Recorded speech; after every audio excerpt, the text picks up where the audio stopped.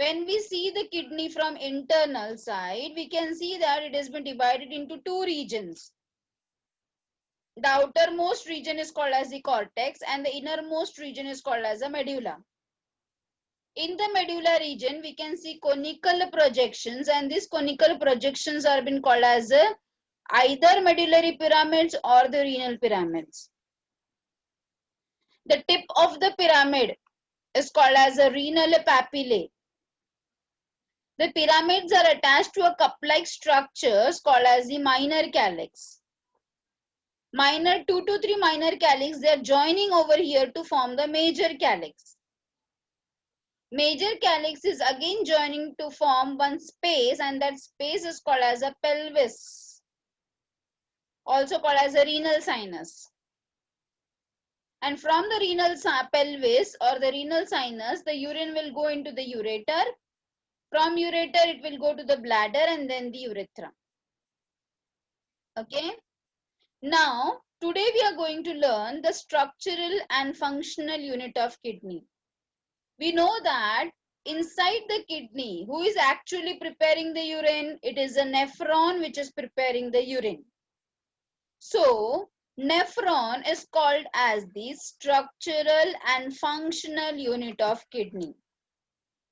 Nephron is also called as, so please write down the other word also. Nephron is also called as uriniferous tubule. It is also called as uriniferous tubule. Please note down. Uriniferous tubule. Urine बनाने वाला tubule. Tubule का मतलब होता है tube के जैसा structure. Yes, so called as a uriniferous tubule. So when we look into the kidney, we can see that there are about millions of nephron in each kidney. If I say approximate figure, I can say about there are about 1 million to 1.25 millions of nephron in each kidney. अगर मैं total बताना चाहूंगी आपको तो total कितना होगा? It can be about in both the kidneys, it can be about 2.5 to 3 millions of kidney in both the kidneys. Very clear बेटा? So again I am repeating, एक किडनी के अंदर अप्रोक्सीमेटली 1 या फिर 1.25 मिलियंस ऑफ नेफ्रॉन होते हैं. अगर मैं दोनों किडनी की बात करूंगी तो अप्रोक्सीमेटली 2.5 या 3 मिलियंस ऑफ नेफ्रॉन होते हैं. As I've discussed just now, nephrons are the structural and functional unit of the kidney. Okay, they are the structural and functional unit of kidney. Okay, next is कैसा होता है nephron. तो you can see this particular diagram which you can see over here is a one nephron. ये एक nephron है ये. तो आप देख सकते हो कैसा है ये डायग्राम. कैसा दिख रहा है आपको? ये लॉन्ग है, काफी लंबा है, लॉन्ग है. और कैसा दिख रहा है आपको? कॉइल्ड है. अभी आप जस्ट इमेजिन करो कि हमारे 10 सेंटीमीटर किडनी में, 10 सेंटीमीटर आपके पास जो स्केल होता है वो 12 सेंटीमीटर का होता है, 12 to 15 सेंटीमीटर. उसमें का सिर्फ 10 सेंटीमीटर का अपना किडनी है और एक किडनी में 1 मिलियन नेफ्रॉन है. तो यू कैन इमेजिन दैट कि ये इतना सारा, अगर ये सिर्फ 10 सेंटीमीटर में फिट है, मतलब कि वो हाईली कॉइल्ड स्ट्रक्चर है. तो ये जो आपको डायग्राम यहाँ पे दिखाया जा रहा है वो उसको एकदम एक ही नेफ्रॉन को पूरी तरह से खोल के दिखाया जा रहा है, पर एक्चुअली ऐसे खुला हुआ नहीं रहता, वो पूरा ही एकदम उसी में कॉइल्ड रहता है, पूरी तरह से एकदम उसी के अंदर लपेटा हुआ रहता है. Is that very clear? So the nephron is long, it is coiled tube, it is thin walled, एकदम ही पतला वॉल है इसका. किस चीज से बना हुआ रहता है? सिंगल लेयर ऑफ एपिथेलियम से बना है ये. It is made up of single layer of epithelium. ठीक है. अगर हम लेंथ की बात करेंगे, एक नेफ्रॉन की अगर हम लेंथ की बात करेंगे तो it is about 40 to 60 nanometers, 40 to 60 nanometers in a, ठीक है, लॉन्ग है. Very clear? Now you can see that our nephron has two parts. ये जो ऊपर का हिस्सा आपको नजर आ रहा है, ये रेड कलर का पार्ट, उसको क्या नाम दिया है? ग्लोमेरुलस. और ग्लोमेरुलस आप देख सकते हो, ये glomerulus, please see the cursor all of you, wait I will on the annotation. देखो आपको सबको ये ग्लोमेरुलस नजर आ रहा है, this is the red part.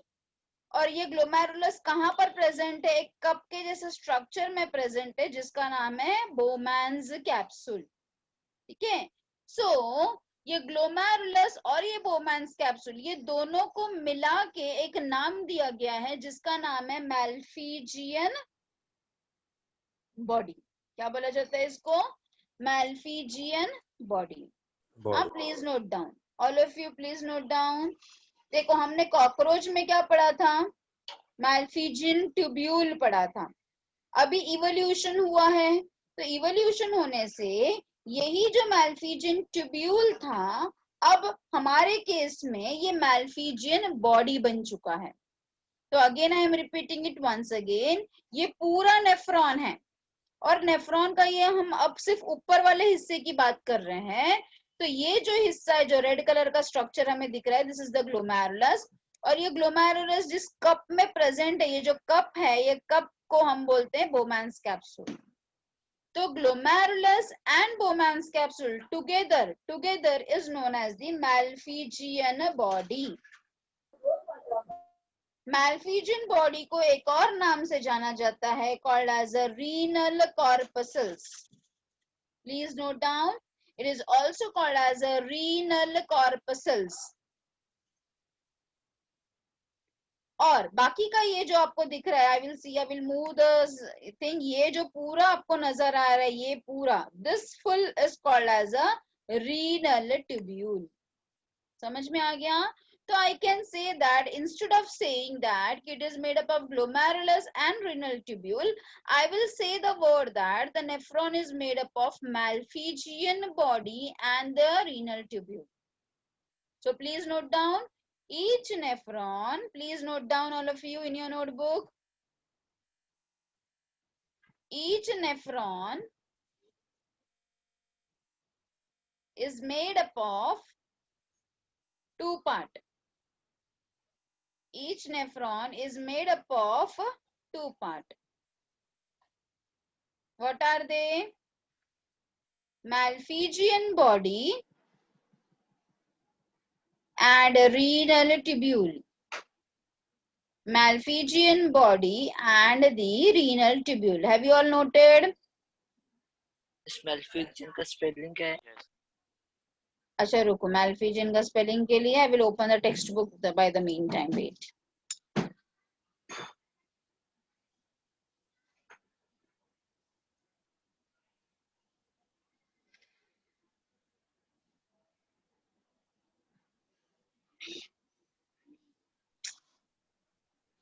Okay, wait, I will on this. See, this is the spelling for the Malpighian body. Can you see it? I've underlined. No, ma'am. You No, can't ma'am. see the textbook. No. Ma'am, you have Second para's last line. shared that Page text. number 180. 180. 180. Second para's. Yes, beta. I've shared the textbook with you all. Can't you see the textbook? No. No, ma'am. Just a minute. Just a minute. अभी? No. No, ma'am. अच्छा रुको, okay एक minute, just a second.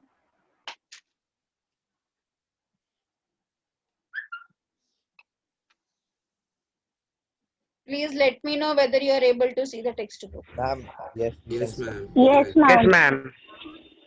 Okay. Okay, तो देखो मैंने यहाँ पे text book open किया है for all of you. I've underlined the spelling also. Done?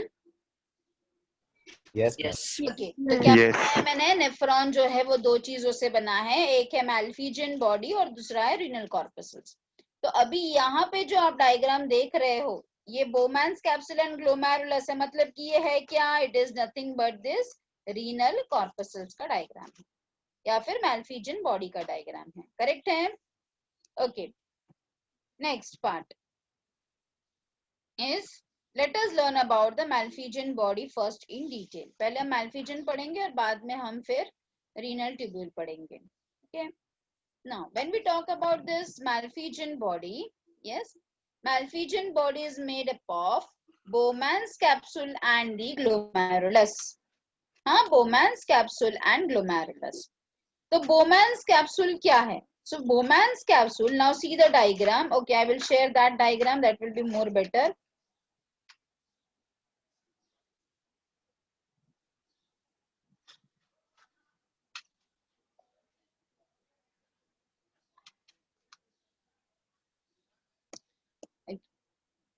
This is the same diagram, but ये उल्टा diagram है. This is a inverted diagram. Please don't get confused. ये उल्टा diagram है. So first we are talking about this Bowman's capsule. तो Bowman's capsule है क्या? तो Bowman's capsule, please write down along with me. Please write down along with me, all of you. Bowman's capsule is a cup-shaped structure. कैसा shape का दिख रहा है आपको? Cup-shaped structure. Please write down along with me. So I'm drawing over here. It is a cup-shaped structure. तो ये जो cup के जैसा structure है. Bowman's capsule is a cup-shaped structure. Next point you are going to write is, it is a double layer. दो layer है उसके अंदर. It is a double layer. It is cup-shaped structure, double layer. The outermost layer is called as the parietal layer. The outermost layer is called as a parietal layer. And the innermost layer is called as the visceral layer. Noted, all of you? Bowman's capsule is a cup-shaped structure made up of two layers. The outermost layer is called as a parietal layer and the innermost layer is called as a visceral layer. Yes? Innermost का layer बताओ. Innermost layer is called as a visceral layer. Visceral layer.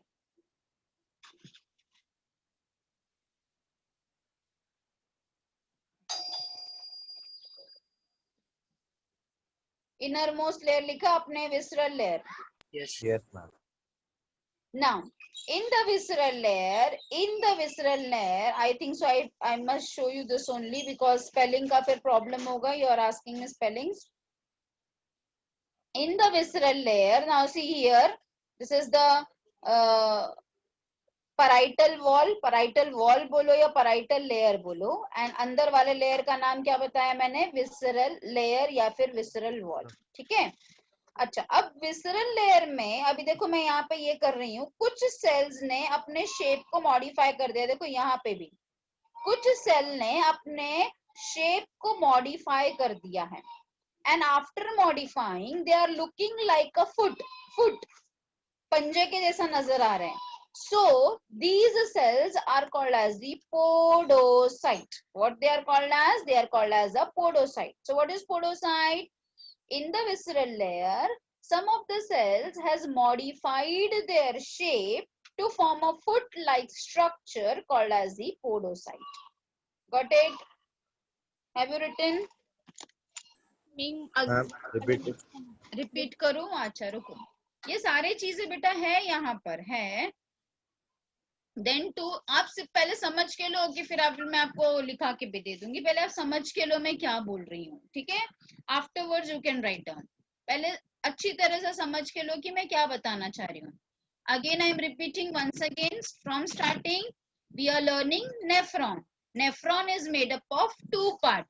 The uppermost part is called as the Malpighian body or it is also called as the renal corpuscles. ठीक है? Now, the Malpighian body is made up of Bowman's capsule and it is made up of glomerulus. So, we are going to learn first the Bowman's capsule. The Bowman's capsule is a cup-shaped structure. Okay? It is a double layer. Two layers are there. It is double layer.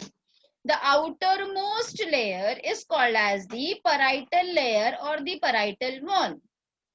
Whereas the inner layer is called as a visceral layer or the visceral wall. ठीक है? Now, in the visceral layer, some of the cells has modified their shape. Some of the cells has modified their shape to form a foot-like structure. पंजे के जैसा दिख रहा है ना ये, देखो ये भी आपको पंजे के जैसा दिख रहा है. They have modified their shape to form a foot-like structure called as the podocyte. Correct है इतना? Called as the podocyte. Now, in between the podocytes, there are small hole, which are called as the what? Capsular slit. Capsular slit भी बोलते हैं उसको. Capsular slit. Slit का मतलब होता है opening या छोटे छोटे pores. ठीक है? Got it all of you? Yes? तो चलो अभी आपने जितना भी लिखा है ये आप यहाँ से देख सकते हो. आपने जो भी लिखा है you can see over here. You can mark it either in your textbook or wherever you are writing. ठीक है? तो आपने कहाँ तक लिखा बेटा? You have written till the inner layer and outer layer. outer layer का नाम लिखा सबने? parietal layer. Yes ma'am. Yes. inner layer का नाम लिखा सबने? visceral layer या Yes. visceral layer Yes. चलेगा? Yes. हाँ, बीच बीच में विसरल लेयर में एक थोड़ा थोड़ा स्पेस भी प्रेजेंट है. अभी देखो मैं टेक्स्ट बुक में अंडरलाइन कर रही हूँ. You can write down from the textbook. See the textbook on the screen. बीच में विसरल लेयर में थोड़ा थोड़ा स्पेस प्रेजेंट है जिसका नाम क्या है? आइदर कैप्सुलर स्पेस Capsular और the space. Urinary space. Capsular क्यों बोल रहे? क्योंकि बोमैन्स कैप्सूल में स्पेस है इसलिए कैप्सुलर स्पेस. यूरिनरी क्यों बोल रहे? क्योंकि यूरिनरी सिस्टम का है इसलिए यूरिनरी स्पेस. करेक्ट है? फिर आपको पढ़ना है कि वो किस चीज से बना है. विसरल लेयर जो है वो स्क्वैमोस एपिथेलियम से बना है. सिंपल स्क्वैमोस एपिथेलियम से बना है या स्क्वैमोस सेल से बना है और उसके अंदर ही पोडोसाइट्स प्रेजेंट है. फुट के जैसा पेडिसिल. पेडिसिल मतलब स्ट्रक्चर्स. फुट के जैसा structures called as a podocytes. Small slits are present and which is called as a filtration slit. Filtration slit. Parietal layer will continue into the neck. The lumen, the space of the neck is called as a urinary pole. Is called as a urine. Please underline all these terms.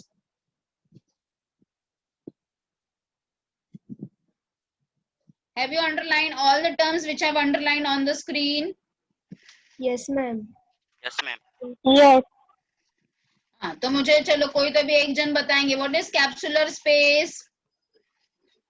चलो कोई तो भी मुझे बोल के दिखाओ what is capsular space. I can understand ना. आपको समझा है कि नहीं? व्हाट इज कैप्सुलर स्पेस बेटा? The space between The space. two walls are called capsular space or urinary space. Yes, the space between Two walls. 2 walls. two walls मतलब parietal या फिर आप इसको ऐसे भी बोल सकते हो the space between parietal layer and visceral layer. ये जो है ना ये वाला space, ये जहाँ पे मैं कर्सर मूव कर रही हूँ ये कैप्सुलर स्पेस है. Okay, what is filtration slit? What is filtration slit? Small slits are Small called filtration slits. Small slits Adjacent between podocytes. slits in podocytes. Okay. Adjacent. The small pores which are present in between the podocytes are called as a filtration slit. Very good. Okay.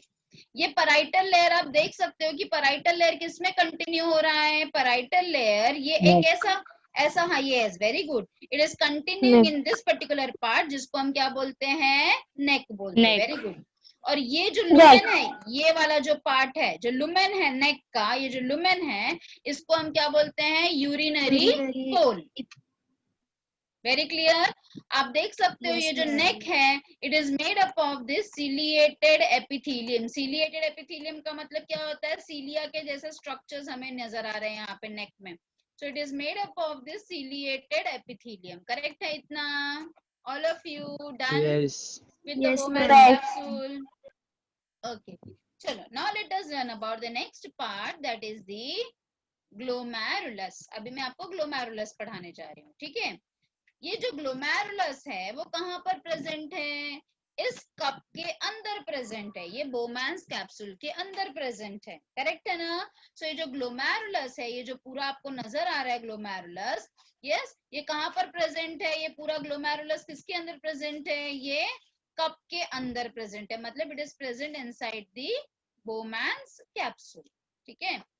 अच्छा, अगर आप glomerulus को ध्यान से देखोगे तो वो जो है वो दो आर्टेरियोल से बना है, एक है एफरेंट आर्टेरियोल और दूसरा है इफरेंट आर्टेरियोल, यस, एक है एफरेंट आर्टेरियोल और दूसरा है efferent arteriole.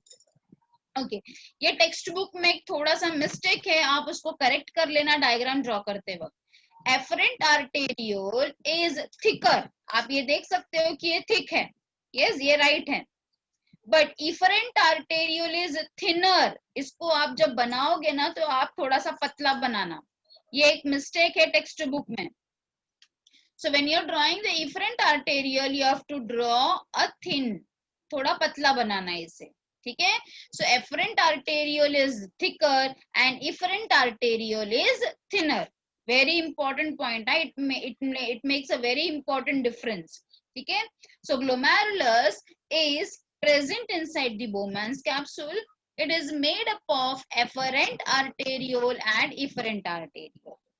Efferent arteriole is thick, efferent arteriole is thin. Next point, efferent is bringing the blood towards the glomerulus, whereas efferent is taking the blood away from the glomerulus. So please note down the arrow mark also. Efferent arteriole is bringing the blood towards the glomerulus, whereas efferent arteriole is taking the blood away from glomerulus.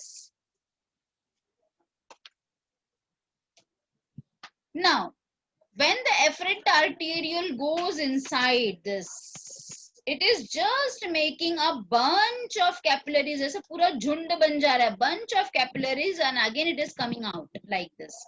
So again I will undo and make you understand the things, ठीक है।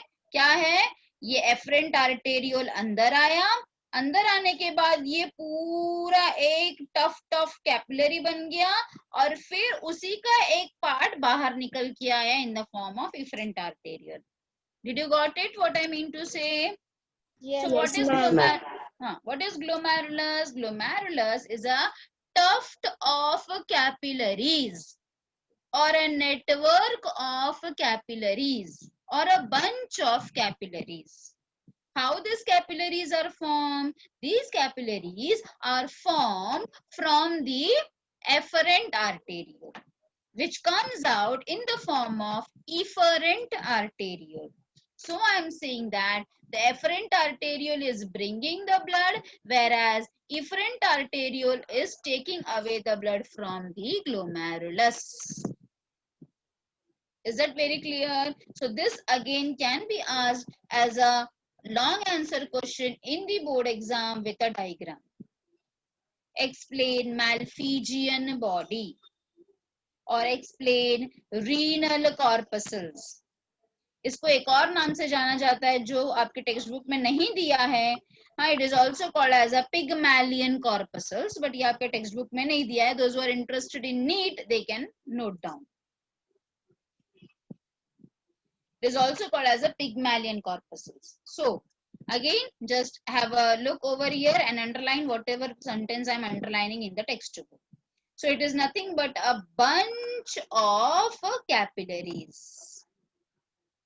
Where they are present or they are lying inside the cup of Bowman's capsule. From what it is made? It is made from efferent arteriole, which is thick and going out, living out in the form of efferent arteriole that leaves the cup. This is entering the cup and efferent is leaving the cup. See here, this point is mentioned over here, but it is not been shown in the diagram.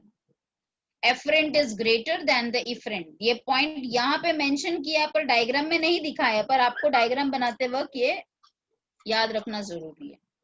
ये मोटा और पतला होने के कारण ही यहाँ पे pressure create होता है।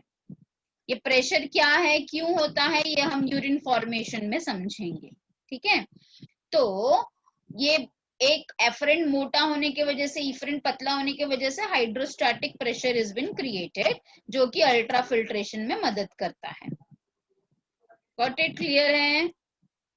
Yes, ma'am. सबको समझ में आ गया? All of you can write this question का answer. Yes. Yes, ma'am. Yes. शाबाश, वेरी गुड, वेरी गुड बेटा।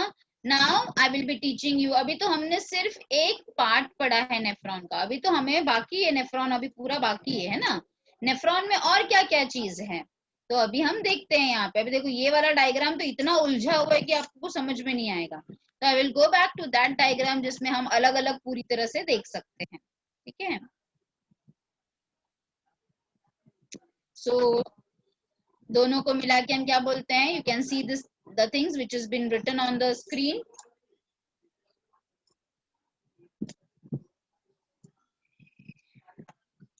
Okay, now नेफ्रॉन में और क्या क्या चीजें हैं बेटा, तो जस्ट सी, हमने सिर्फ अभी क्या पढ़ा, ये ऊपर का हिस्सा ही पढ़ा है। ठीक है, ये पूरा हिस्सा हम अभी पढ़ चुके हैं। ठीक है, now we will be going to the next part, that is a renal tubule.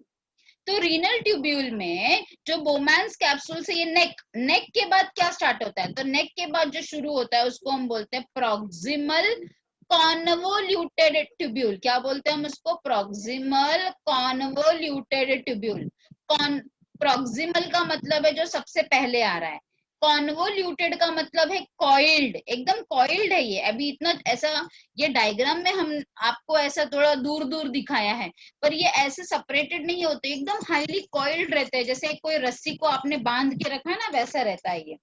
तो प्रॉक्सिमल क्योंकि पहला है, कॉन्वोल्यूटेड क्योंकि हाईली कॉइल्ड है, और ट्यूब्यूल क्यों? क्योंकि ट्यूब के जैसा स्ट्रक्चर है।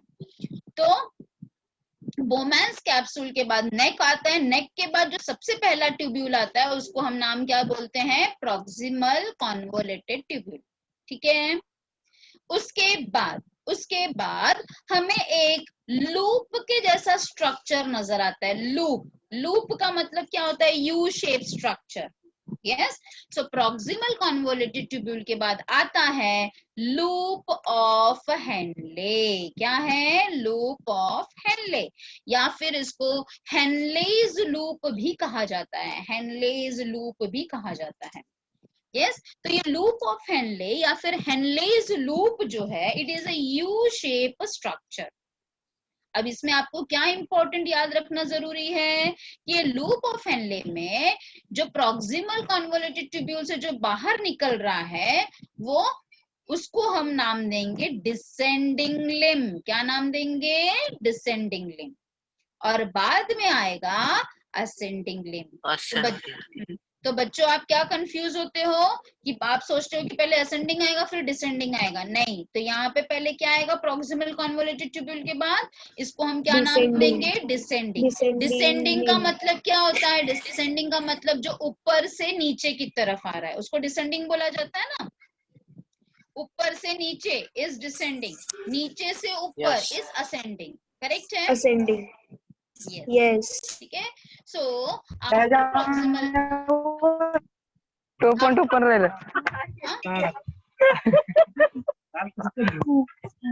टोपन लाओ टोपन। those who are interested in laughing, those who are interested in laughing, not एक काम कर, प्रतिभा मैम। किया मैम, कर दिया। हाँ, उनको निकाल ही दो, और लोग को हंसने में इंटरेस्ट है। ओके, सो प्रॉक्सिमल कॉन्वोलेटेड ट्यूब्यूल के बाद जो सबसे पहले आएगा that is a loop of Henley. ये दोनों को मिला के, मतलब असेंडिंग लिम और डिसेंडिंग लिम दोनों को मिला के हम क्या बोलते हैं? लूप ऑफ हेनले बोलते हैं। तो जो सबसे पहले आएगा वो डिसेंडिंग लिम, उसके बाद जो आएगा वो है असेंडिंग लिम। फिर असेंडिंग लिम, ये दोनों देखो पतला सा है, फिर उसके बाद ये मोटा ट्यूब्यूल हो जा रहा है। ये लिम है और अब ये फिर से ट्यूब्यूल हो जा रहा है। अब इस ट्यूब्यूल को हम क्या बोलेंगे? डीसीटी। डीसीटी का फुल फॉर्म क्या है? Distil convoluted tubule. डिस्टिल मतलब जो बाद में आ रहा है, कॉन्वोल्यूटेड मतलब वापस ये कॉइल्ड है। एंड ट्यूब्यूल का मतलब है ट्यूब के जैसा स्ट्रक्चर। Very clear. फिर उसके बाद distal convoluted tubule will enter into the collecting duct. ठीक है, collecting duct, and this collecting duct will again form, which will go into the pelvis region and then the bladder। ठीक है, yes. तो अगर मैं पूरी तरह से पूरे नेफ्रॉन की, अभी मैंने आज सिर्फ आपको स्ट्रक्चर बताया बेटा, किसी का भी फंक्शन नहीं बताया है। फंक्शन आप कब पढ़ोगे? जब यूरिन फॉर्मेशन पढ़ोगे तभी फंक्शन आप तब पढ़ोगे। ठीक है, मैं वापस आपको रिपीट कर रही हूँ अबाउट द रीनल ट्यूब्यूल। क्या क्या पढ़ा आपने रीनल ट्यूब्यूल में? After the Bowman's capsule, the very first convoluted tubule which we can see is the proximal convoluted tubule। Proximal convoluted tubule will lead into the loop of Henle। Of the loop of Henle, the very first limb which comes is the descending limb। After descending limb comes the ascending limb। After ascending limb, again it has been converted into a coiled tube-like structure called as a distal convoluted tubule, which will again end up into the collecting duct। Got it all of you? सबको इतना समझ में आ गया है? Yes, ma'am. Okay, so I will mark it in your textbook also। अब देखो, अब मैं आपको बोली थी कि मैं आपको नेफ्रॉन एलएस ऑफ किडनी की तरफ लेके चलूंगी। तो देखो, एलएस ऑफ किडनी में आपने देखा कि कॉर्टेक्स रीजन है, मेडुला रीजन है, कॉर्टेक्स है, मेडुला है। अब ये जो पूरा नेफ्रॉन है ना, इसका कुछ हिस्सा कॉर्टेक्स में है और इसका कुछ हिस्सा मेडुला में है। तो देखो मैं कैसे इसको डिवाइड करूंगी। अगर मैं यहाँ पे एक बीच में लाइन ड्रॉ कर रही हूँ, जस्ट अ मिनट, ठीक है, अगर मैं यहाँ पे एक बीच में लाइन ड्रॉ कर रही हूँ ऐसा, तो ये जो ऊपर का हिस्सा है, ऊपर के हिस्से में कौन कौन आता है? Malpighian body, PCT, DCT. तो इतना जो हिस्सा है ये किडनी के कॉर्टेक्स रीजन में प्रेजेंट है। Loop of Henle and collecting duct is present in the medulla region of the kidney. ठीक है, तो ये डायग्राम कैसे हमें नजर आएगा? Wait, I will show you कि ये कैसा नजर आएगा। तो वो जो कल मैंने आपको बताया था ना कि कौन सा कॉर्टेक्स में और कौन सा मेडुला में है, will show you how it will look. देखो, you can see this photo, you can take a screenshot and you can zoom afterwards and you can see। देखो, ये पूरा ऐसा नेफ्रॉन का अरेंजमेंट प्रेजेंट है। यहाँ पे आप देख सकते हो ऊपर के हिस्से में ग्लोमेरुलस है, फिर ये अंदर कॉर्टेक्स में जाएगा और फिर ये मेडुला में वापस आएगा। मतलब ये जो पूरा नेफ्रॉन है वो ऐसा टेढ़ा प्रेजेंट है यहाँ पे। ठीक है, कैन यू इमेजिन नाउ? देखो यहाँ पे भी आप देख सकते हो। ठीक है, देखो यहाँ पे ये वाले पार्ट में ऊपर वाला लाइट रेड है, नीचे वाला डार्क रेड दिखाया है। तो लाइट रेड मतलब कौन सा रीजन है? लाइट रेड मतलब कॉर्टेक्स रीजन। हाँ, यहाँ पे लाइट रेड मतलब ये कॉर्टेक्स रीजन को दिखाया है और ये डार्क रेड मतलब ये मेडुला रीजन को दिखाया है। Yes, got it? यहाँ पे कैसे प्रेजेंट है ये? तो ऐसे ही ये नेफ्रॉन हमारे किडनी में इस तरीके से प्रेजेंट है। तो हमारे किडनी में, एक किडनी में कितने हैं? 1 मिलियंस ऑफ नेफ्रॉन्स प्रेजेंट है, करेक्ट है ना? अब सारे मिलियंस ऑफ नेफ्रॉन्स का कलेक्टिंग डक्ट यहाँ पे ऐसे जुड़ते हैं और वो सारा जुड़ के मेजर कैलिक्स में जुड़ेगा और फिर पेल्विस में आके जुड़ेगा। समझ में आया है कैसा अरेंजमेंट है? ऑल 1 मिलियन के जो नेफ्रॉन के जो कलेक्टिंग डक्ट है वो एक जगह आकर जुड़ेंगे, यहाँ पर आके वो लोग सब ज्वाइंट हो जाएंगे। वो कहाँ पर जुड़ेंगे? In the major calyx. And in the सारे के सारे कलेक्टिंग ट्यूब्यूल क्या बना रहे हैं? यूरिन बना रहे हैं। तो सारे कलेक्टिंग ट्यूब्यूल अपना यूरिन लाकर कहाँ पे डंप करेंगे? In the major calyx. Now from the major calyx it will go into the pelvis और फिर पेल्विस से यूरेटर में आएगा। Is it very clear to all of you? Yes, ma'am. Okay. Again I will go back to the textbook and you can underline the important things over here। अभी इसका lining का भी नाम दिया गया है, तो वो भी सब आपको एक बार ये समझ में आ गया तो फिर आप ये बाहर कर सकते हो कि वो किस चीज से बना है। सो प्रॉक्सिमल कॉन्वोलेटेड ट्यूब्यूल, ये आपको सीक्वेंस में ही पढ़ना है, जो रीनल ट्यूब्यूल का फर्स्ट पार्ट है। किस चीज से बना है? क्यूबॉइडल एपिथेलियल से बना है। और क्यूबॉइडल है तो इसमें क्या होगा? माइक्रोविलाई प्रेजेंट है। माइक्रोविलाई जहां पे भी प्रेजेंट होता है बेटा, मैं आपको एनिमल टिश्यू बाद में पढ़ाऊंगी, उस वक्त भी आप समझना कि जहां पे भी माइक्रोविलाई होता है, विलाई का मतलब होता है finger like projections, and micro क्यों, क्योंकि ये नेफ्रॉन ही माइक्रोस्कोपिक है, तो उसमें विलाई तो वो और माइक्रोस्कोपिक होगा ना, इसलिए हम बोल रहे हैं एकदम माइक्रोस्कोपिक फिंगर लाइक प्रोजेक्शन। तो जहां पे भी ये माइक्रोविलाई होता है, they are always, their function is to increase the surface area for absorption. ठीक है, अच्छा ये लोग किससे सराउंडेड है, ये पूरा proximal tubule is surrounded by the peritubular capillaries, that also I will show you. ठीक है, यहाँ पे सेलेक्टिव रीअब्जॉर्प्शन होता है, selective reabsorption is a step of urine formation. ठीक है, next loop of Henle, it's a U shape structure. ठीक है, उसमें कौन से लिम्ब है, डिसेंडिंग लिम्ब है। यस, डिसेंडिंग लिम्ब कैसा होता है, थिन होता है। मैंने उसका आज आपको फंक्शन नहीं बताया, इसमें ये टेक्स्ट बुक में सारा फंक्शन भी एक साथ ही मिक्स कर दिया है, तो it will be very confusing to all of you. तो आज मैंने आपको सिर्फ स्ट्रक्चर बताया है, कल मैं आपको फंक्शन बताऊंगी, ये सारा मतलब जो है ना, पेरीट्यूबुलर कैपिलरी क्या है, सेलेक्टिव रीअब्जॉर्प्शन क्या है, हाँ परमिएबल टू वाटर क्या, ये सारी चीजें मैं आपको कल एक्सप्लेन करूंगी। आज only I taught you about the structure, पहले आप स्ट्रक्चर से क्लियर हो जाओ, फंक्शन तो फिर पढ़ना ही है। ठीक है, we will go stepwise, एक साथ हम पढ़ेंगे तो आप कंफ्यूज हो जाओगे कि क्या पढ़ रहे हैं हम। ठीक है, सो लूप ऑफ हेनले देखा आपने, लूप ऑफ हेनले में आज मैंने आपको क्या बताया, सिर्फ डिसेंडिंग लिम्ब होता है और क्या होता है, असेंडिंग लिम्ब होता है। ये वासा रेक्टा मैंने आज आपको एक्सप्लेन नहीं किया है, that I will explain you tomorrow because that will be overloaded for you all. ठीक है, देन और क्या मैंने आपको एक्सप्लेन किया, डिस्टल कॉन्वोल्यूटेड ट्यूब्यूल होता है। Yes, distal convoluted tubule explain किया, and that will end up into the collecting tubule and collecting duct. ठीक है, बाकी का जो भी एक्स्ट्रा इसके अंदर लिखा है बेटा, that I will be explaining you tomorrow because today if I explain you that will be overburden for all of you. ठीक है, और आप कंफ्यूज हो जाओगे, तो जितना मैं पढ़ाते जा रही हूँ उतना आप एकदम क्लियर रहो। ठीक है, so that next time when I teach you तो आपको याद रहेगा कि हाँ बाबा डिस्टिल कभी आता है, हाँ all this comes in sequence only. Got it बेटा? So again, Yes, ma'am.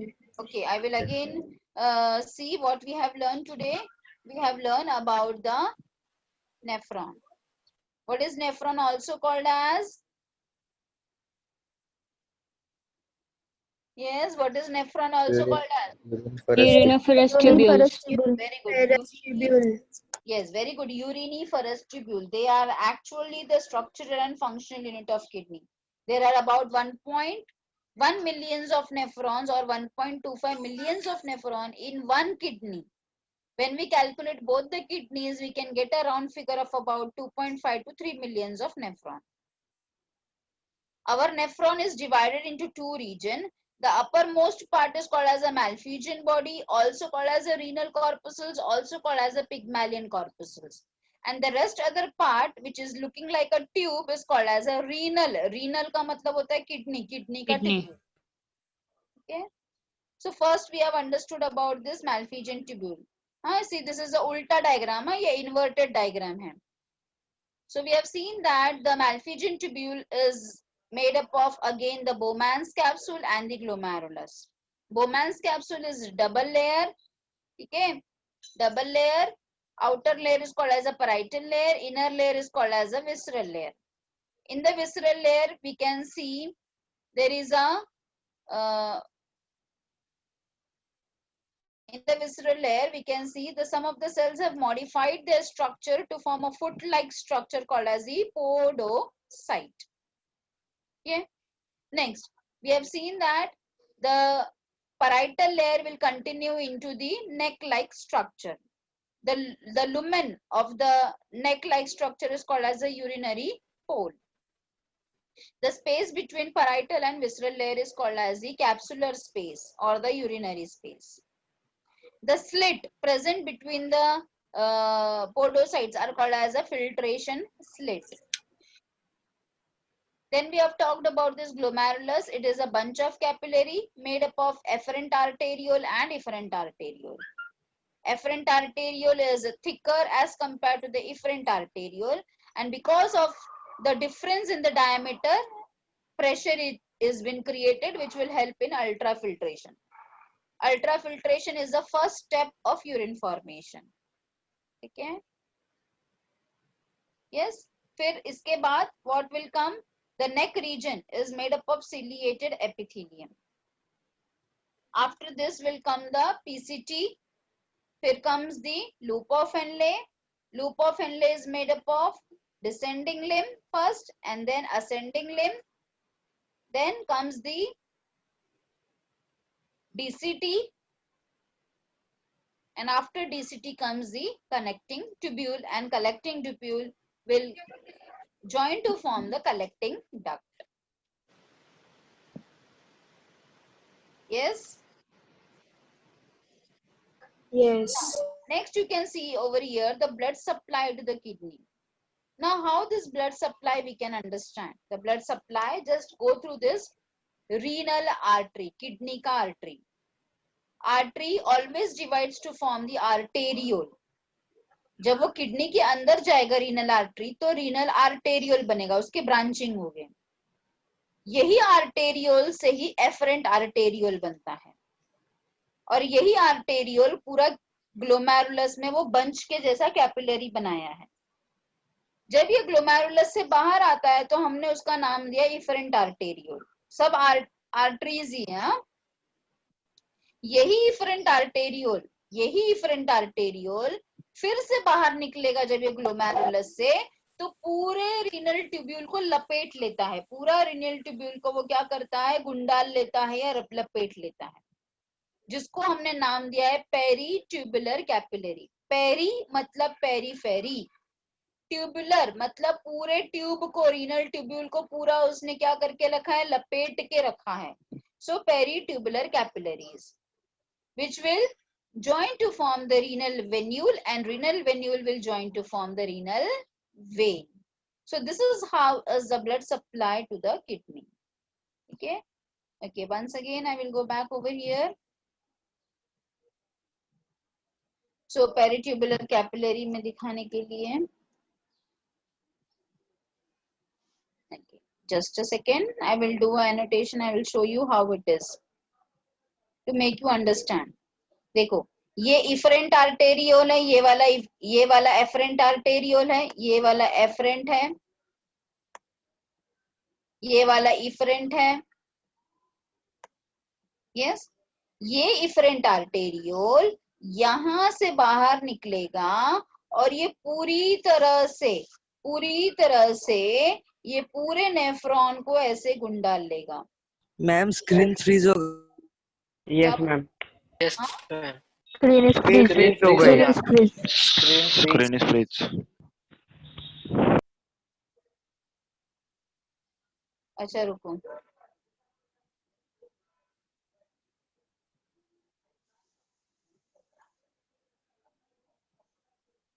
अभी दिख रहा है? Now can you see? Yes, yes. Yes, ma'am. Yes What I was telling, this is the efferent arteriole, this is the efferent arteriole. मैं अभी आपको peritubular capillary समझा रही हूँ. ये efferent arteriole से ही ये बाहर निकलेगा और ये पूरा हमारे नेफ्रॉन को ऐसे गुंडाल लेगा. ओके, तो ये जो गुंडाल रहा है इसी को हम क्या बोलते हैं? पेरिट्यूबुलर कैपिलरी बोल रहे हैं. समझ में आया? यही पेरिट्यूबुलर कैपिलरी वापस बाहर निकलेगा in the form of renal vein.